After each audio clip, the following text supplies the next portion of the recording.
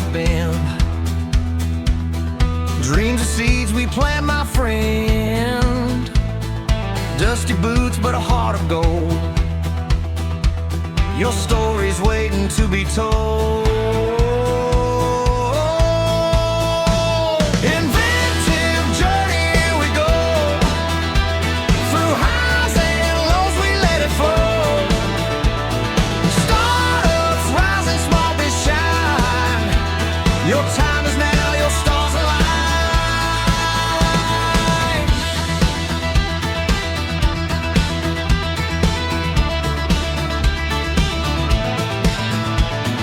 Cowbell ring and feel the beat. Hustle hard, don't take a seat. Every step you're blazing trails. Invented journey never fades. Inventive journey, here we go. Through highs and lows, we let it flow. Startups rising, small but shine. Your time is now, your stars align.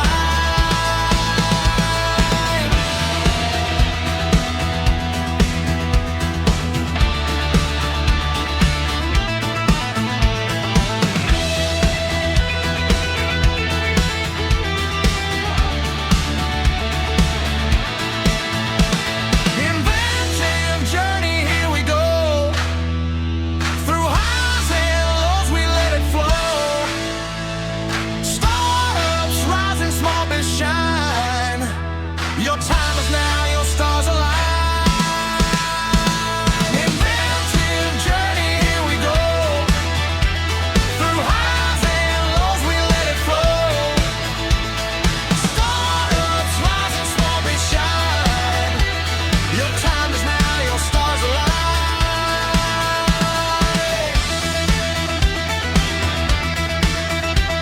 Your time is now, your stars align.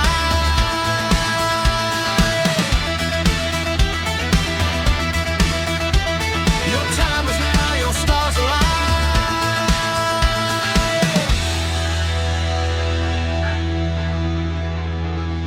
Hey everyone, this is Devin Miller here with another episode of The Inventive Journey. I'm your host, Devin Miller, the serial entrepreneur that's grown several startups into 7- and 8-figure businesses, as well as the founder and CEO of Miller IP Law, where he helps startups and small businesses with their patents and trademarks. If you ever need help with yours, just go to strategymeeting.com, grab some time with us to chat, and we're always here to help. Now, today we've got another great guest on the podcast, Robert White. And Robert started his journey, grew up in more of a poverty-stricken area or family, but was able to turn this into a motivational tool. Or he decided he didn't want to necessarily be poor anymore, and so did any and all jobs that he could as a kid to make money. And then at 17, he he was part of a top radio show in Wisconsin. 10 years later, he was broke, divorced, and had 3 heart attacks, and got into a training business to working for someone else for a period of time before launching his own business, doing a few training programs, and also happened to write a book. So certainly an interesting journey, and welcome on the podcast, Robert.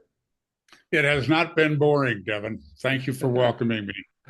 Absolutely. So, well, I'm excited to have you on and to have you share your journey. So I just gave the very quick overview to a much longer journey. So why don't we rewind and unpack it a bit and tell us a little bit about how your journey got started?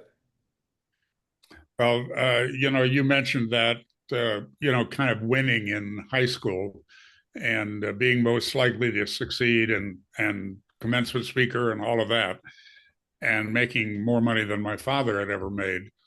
And 10 years later, I was, as you said, broke with a heart problem and a divorce that I felt horribly guilty about. So And was let's, not, before we jump all the way to the divorce and that, let's rewind a little bit. So growing up, came from, I'll say poor, impoverished, or whatever you want to call circumstances. And you said that gave you a bit of motivation. Now, I think during that period of time, you around 17, you got involved with a radio station or kind of a broadcast network, but maybe helped to fill that in a bit, kind of how you got involved with that at a younger age. Look, at 14 or at 12 years old, I won a contest. I wrote something, and the city of Green Bay was not that big then. It's still not that big, but it was 50,000 people. But I did win for that grade level at that time for the city. And I got a Schwinn bicycle. That was the big prize, very much appreciated. Uh, but the other prize that I didn't understand was to go to a radio station and read a small part of my essay online or on as a broadcast. And I fell in love with radio. So I tried to convince them to allow me to come and just watch what they do. They wouldn't do it. I understood, the insurance problems of a kid hanging around your business is not easy to say yes to. But a kindly receptionist said, "Hey, there's a competitor down the street. They have an atrium. It's open 24/7, and they've got speakers with what they're broadcasting going into the atrium, and everything is glass walls." So I did that for 2 years, Devin.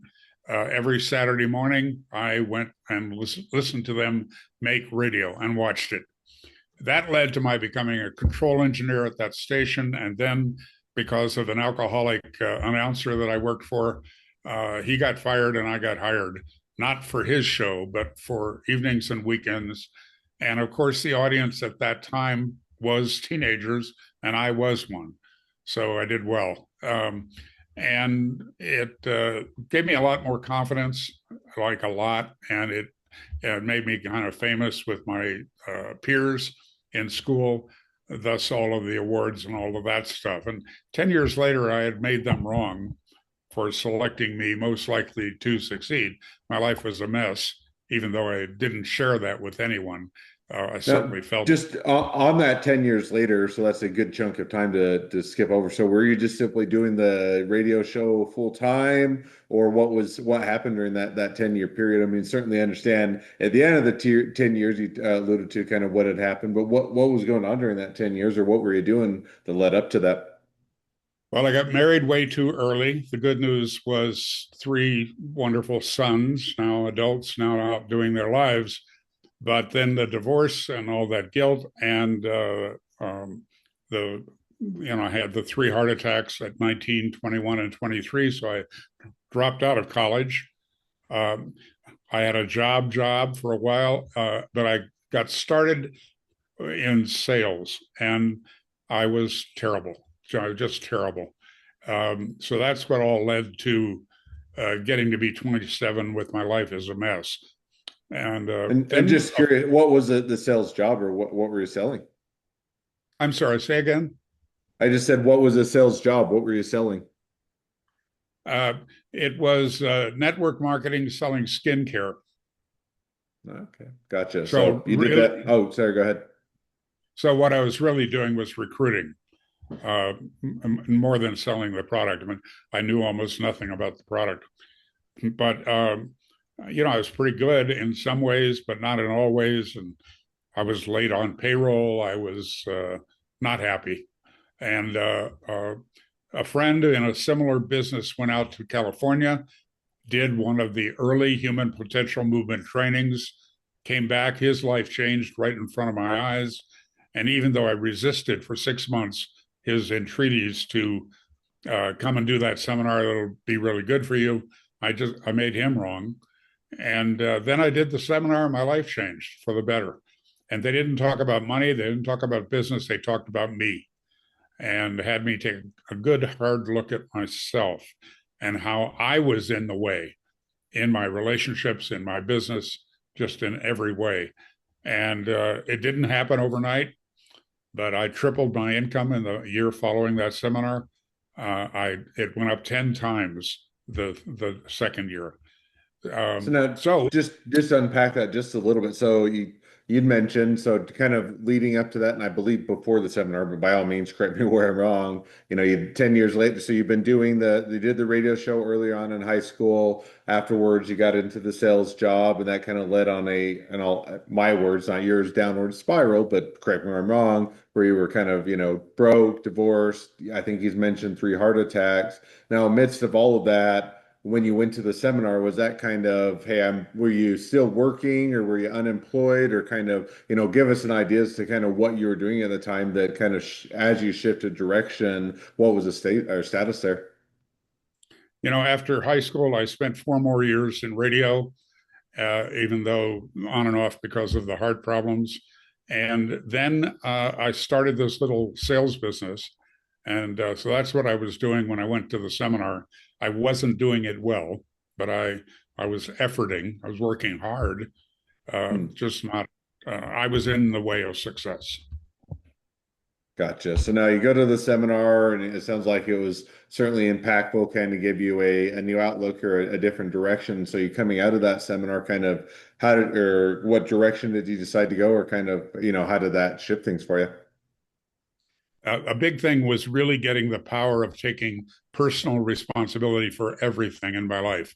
Not for the events, they had already happened, but for my response to them. And, it triggered a memory of my mother, frankly, who was an angry, violent woman who didn't like children and had a lot of them. But she was responsible. My father was her third husband. She was widowed 3 times, including my father when I was 14. But she never complained, not once. She never stepped into the victim role. And I didn't realize until that seminar that she had been a model for me, that I just didn't get it, and that it was powerful. And that if I started taking personal responsibility, getting out of being a victim of my health or of my former wife or my circumstance or my choices. And the other part was that I was a jerk with people. I was mirroring my mother's critical nature. I was forcing people away from me instead of drawing them to me. And that was a major problem. And it got better and better and better. And my business got better and my personal life got better as a result of paying attention to that. Now, did you keep doing the same business, or did you shift and kind of go more into coaching or managing, or or did you continue to do the sales or training business, or kind of walk us through as you're making some of those realizations and where you needed to change and how you needed to change, kind of on the career side of the business side of that? Where did that head for you? After that training experience and starting to have some success, winning trips, winning a car, making a lot more money than I imagined I could ever make, and then I sold that business because I had the opportunity to go to the sponsoring company and run New York for them, and as a contract trainer, supervisor, whatever. And in doing that, I started recommending to the people. I went from having 31 people in my organization to having 850 people in the New York Center. And so I couldn't interview people every week, which is my practice. So I started doing weekend seminars, and I started inviting that instructor from that company called Mind Dynamics, that seminar I had done years before, to come in and speak at that weekend seminar. And through my recommendation, through her presentations, I enrolled 400 people into that training, Mind Dynamics. I didn't understand the training. I didn't know anybody from the training. I didn't know anything about it, except that it worked for me. And then I saw it working for my family, my salespeople, and then for the people in New York. And one day I got a phone call, and I was very happy running this big game in New York. Um, I had leased a Rolls Royce to take me the 8 blocks from my home to the office. All of the nouveau riche behaviors, and I was great. And I got a phone call one day from the founder and the chairman of that training company. His name was Alexander Everett, and he introduced himself. He had to, because I didn't know his name. And he invited me out to California on his dime. And I got to fly first class across country for the first time. And 10 days later, I was president of Mind Dynamics. I ran the business side of that training company while he ran the trainers, the recruiting, the training of trainers, and the content. Any changes in the content all came from him. And it was a great partnership for 4 years. And then ownership changed. He left the business, and so did I. And that started my final chapter in my life, which is I started my own company, a company called LifeSpring in the U.S., and then sold it to the staff, and I moved to Japan and built the largest training company in Japan. So not just Japan, but in Asia. Yeah. And just curious, just on one follow-up. So you were, it sounds like had a great relationship with the other individual that was at the business there before you decided, okay, I'm going to, that one got sold off, whatever changed, and you guys decided to make an exit or otherwise, not stay with that. Was it mostly just, here's a door, we're going to change everything and you're no longer wanted, or was it you guys saying, hey, this is a change in management, change in direction, we don't want to be here anymore, or kind of how did that play out that kind of led you to, go out on your own rather than kind of stay with the business or transferred ownership? You kind of captured the whole thing. There were two owners to my dynamics. Alexander owned 50% of the business, and his partner died in a plane crash. And Alexander chose to sell his 50% to the estate of his late partner. And I haven't heard of anybody doing that before or since then, but that's what happened. And I ended up working for a probate judge, and that did not work for me at all. So I quit, and a bunch of other people quit because I had recruited most of them, and they started calling me saying, "When are we going to have a new company?" And so that's how that LifeSpring got founded. Was I hired a bunch of them and self-funded and started the business. So that was the prospect. I couldn't work for a probate judge, is what I found out. No, I don't blame you. And that's can also often be long or protracted and otherwise not necessarily a fun experience. So you said, okay, rather than, work for the probate judge, so to speak, I'm going to go out on my own, going to start your own business and utilize, the connections and the people and the relationships you had. Now, as you branched out on your own, sometimes people have immediate success. They'll hit the ground running. They'll find out, hey, why didn't I do this earlier? This is more enjoyable, making more money, and it's going better. Another time you're saying, hey, I never knew I had it so good and wish I could go back in time and redo the decision. So kind of walk us through as you branched out on your own, kind of how that went for you. What I learned in working with Alexander, in addition to his personal example of integrity and clarity and intelligence and an entrepreneurial spirit, was that he left me alone to run the business. I would go to him with a plan, something different, and he only had one question he ever asked me, which was, "Is this good for our graduates?" That was the question. And if I hesitated, if I kind of distracted a little bit, aimed it off in a different direction, he would kind of gently confront me. But if I said, "Yeah, it's great for our graduates," he'd say, "Well, then do it." And that worked. That independence worked for me. Is that, I guess my point, Devin, is that I found out that I don't want to work for anybody. And so I haven't worked for anybody since I left Mind Dynamics. But I knew then that with my history, kind of the way I was wired, what I really enjoyed was creating something from zero. And so that's what got started with LifeSpring. And, we didn't have any money. I mean, I had some money which financed the first 6 months. And I spent all of it on LifeSpring. But we got some people in trainings and opened 3 training centers in the U.S. And then it kind of didn't work for me. That's when I learned a lot about what I do today in working with executive teams, is that I made many, many mistakes. I didn't realize how Alexander Everett, my boss, a loose boss, but a boss, he took care of something that I wasn't aware of, which was culture.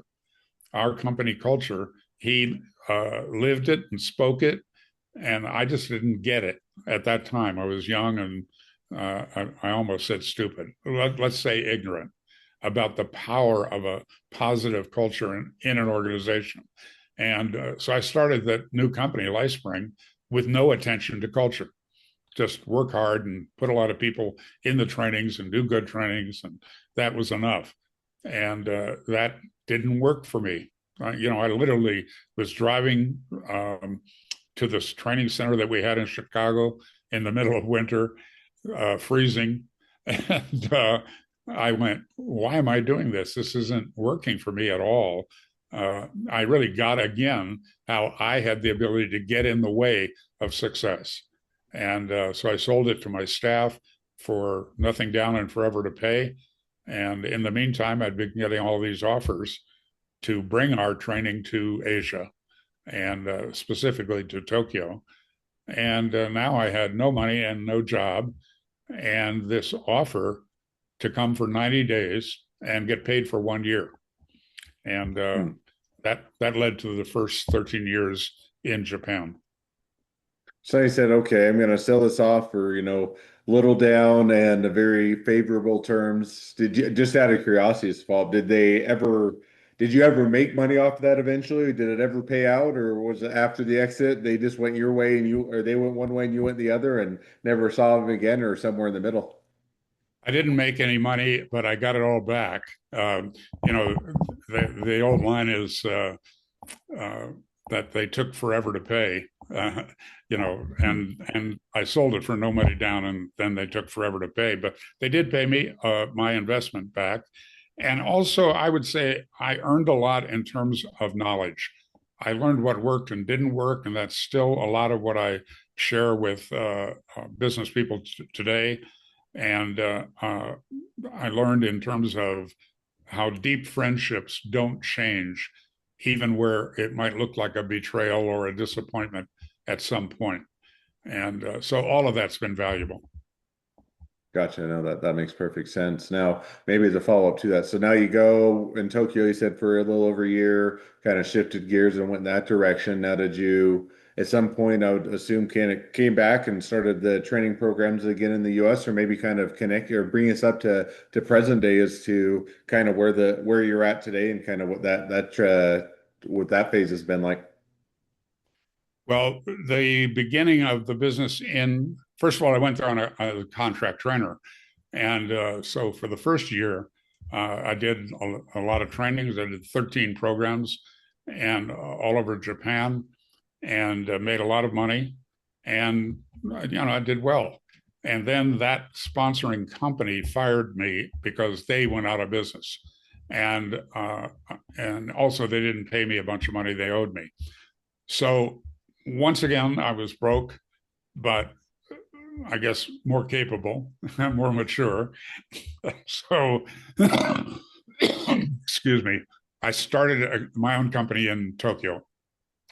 That business, called ARC International, ended up in 7 countries, 15 training centers, 300 people, and very, very successful.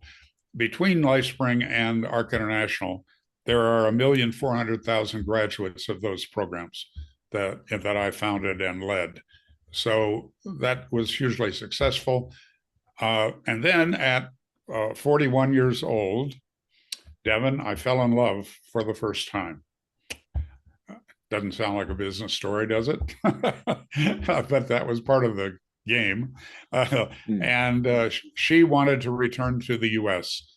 So I semi-retired, moved to Aspen, Colorado, made the mistake of not selling the business, but it continued on for several years without my active involvement. And so, I got everything on anybody's bucket list.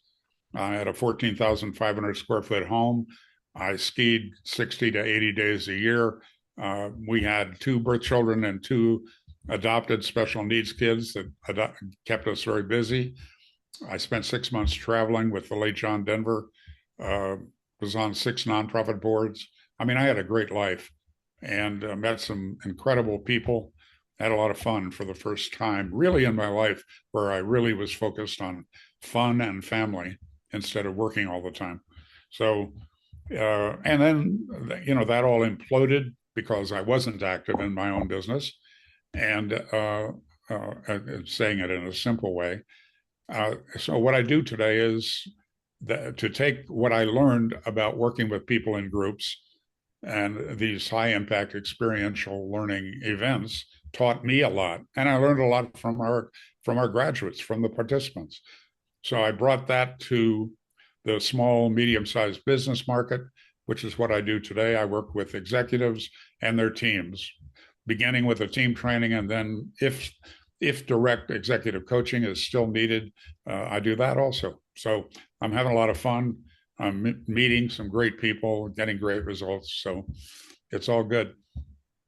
Well, sounds like, quite the twists and turns, a lot of the journey and a lot of good ups and downs, which is most good stories have. So definitely was a fun journey to share. So now as we've reached kind of the present day of the journey, I always like to wrap up each episode with the same couple questions. So we're going to jump to those now.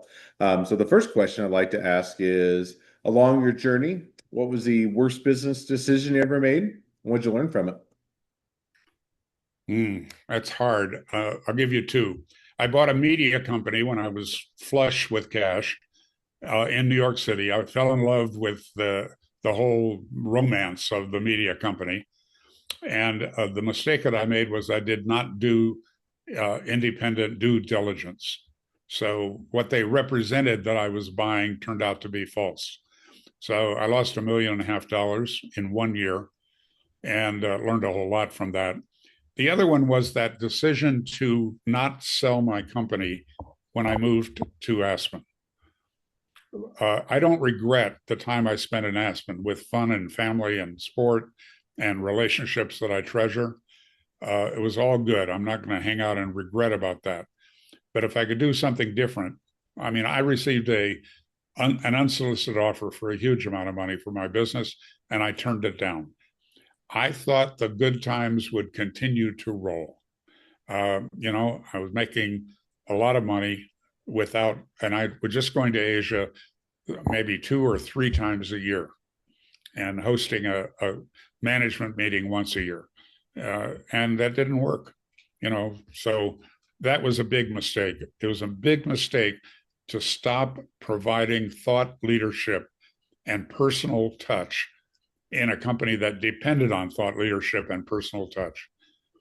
So that was my learning out of that. But that would be financially. I mean, I lost $30 million.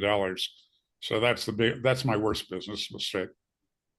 Well, definitely makes sense, and both of them, sometimes due diligence, you get so excited with the opportunity and the potential deal and all of the, future where this could go that you kind of, or sometimes, or want to just get going on it or dive right in. And sometimes that works out. And sometimes, or everything isn't as it seems. And then you get to learn the hard way. So definitely an easy one to make. And same thing even with hey, do I hold on or do I sell? And when do I make an exit? And that's as much as a science as an art, on both fronts is you got to kind of have to balance that, and it's easy to hold on to it too long, or sometimes make an exit too quickly. So definitely makes sense on both of those, and good opportunities to have some good learning. So second question now is, so now you're talking to somebody that's just getting into a startup or a small business. What would be the one rule of thumb you'd recommend?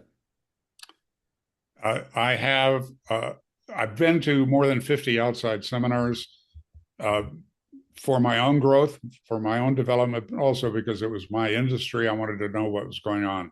But for my own growth, I went to a program. The company used to be called EST, and it's now called Landmark. It's still a very large company in the personal development field. In one of those, and they had an executive training, an advanced training that I attended. I met a guy named Charlie Kiefer, and he created a company um, that did leadership training for executives, only corporate training, no personal growth.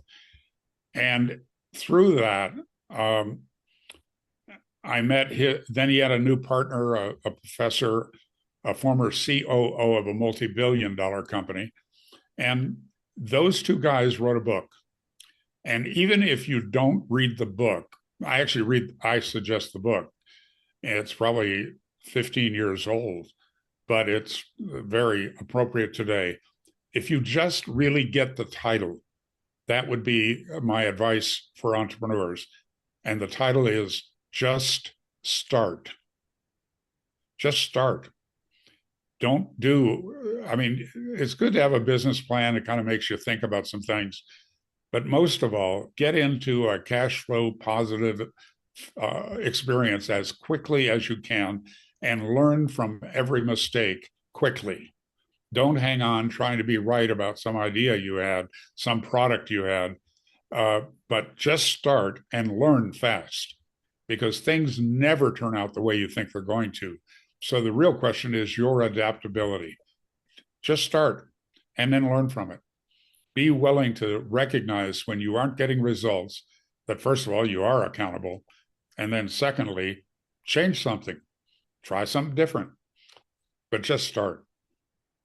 No, and I think that's, I think more than anything, a lot of times you look at that is both the difficult thing to get over that hurdle. And it sounds easy on the front end. Well, I just need to get started, but there's never a perfect time, and always people making excuses as to why now is not the right time, but soon is the right time, or once this happens, or once I, is done with or completed, then I'll get started. And most of the time, at least in my experience, is you always wait too long, you always hold off, and you never quite get started, and you always have more excuses to make. And so I think that's, as simple as it sounds, is a great takeaway, which is, just getting started. If you can, or push that boulder over the hill, or that off the cliff, and just get started, then it is more indicative of success than anything else. So I like that as a rule of thumb. Well, now as we do wrap towards the end of the episode, if people want to reach out to you, they want to be a customer, they want to be a client, they want to be an employee, they want to be an investor, they want to be your next best friend, any or all of the above, what's the best way to reach out to you, contact you, find out more? The best way is my website, extraordinarypeople.com, extraordinarypeople.com. And I have a small gift for your listeners, Devin. For 17 years, I've done a weekly email called an Extraordinary Minute. It's an idea or something that I'm interested in. And then my comments on that quote or that video or whatever, the source, that book, all designed to be read in 1 minute or less. So it's a 1 minute reminder of something positive, and hopefully that would make you think differently, or reinforce something you already knew. And along with that, you get a PDF that says what I've learned about success. It's 28 pages. It's shareable. A lot of people use it for brown bag lunches or with family meetings and all kinds of group gatherings. That it gives you a sense of what I have found to be successful. I've also founded a publishing company, that media company, the different training companies. So I've learned along the way, and that's all in my 28-page PDF, and it's free. So extraordinarypeople.com, you'll see how to sign up for that. Awesome. Well, I definitely encourage people to reach out, support a great business, make a new connection. If nothing else, make a new best friend. So with that, thank you again for coming on the podcast. It's been fun. It's been a pleasure. Now, for all of you that are listeners that are out there, if you have your own journey to share and you'd like to be a guest on the podcast, we'd love to have you. So just go to inventiveunicorn.com, apply to be on the show. A couple more things as listeners, make sure to click share, subscribe, leave us a review. Helps us to reach even more startups and small businesses to help them along their journey to success. And along that note, if along your journey you ever need help with patents or trademarks or anything else with your startup or your small business, just go to strategymeeting.com, grab some time with us to chat, and we're always here to help. Well, thank you again for coming on the podcast, and wish the next leg of your journey even better than the last. Thank you, Devin. It was great fun. The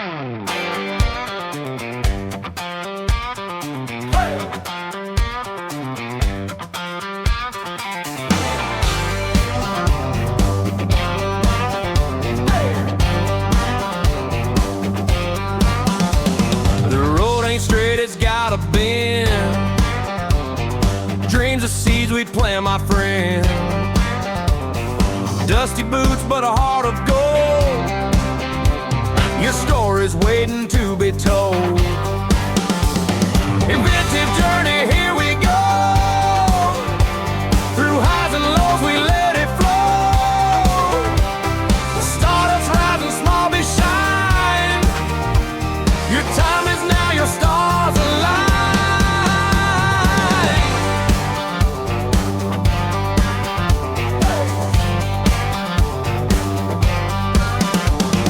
Cowbell ringing, so hard, don't take a seat. Every step you're blazing trail, inventive journey never fails. Inventive journey.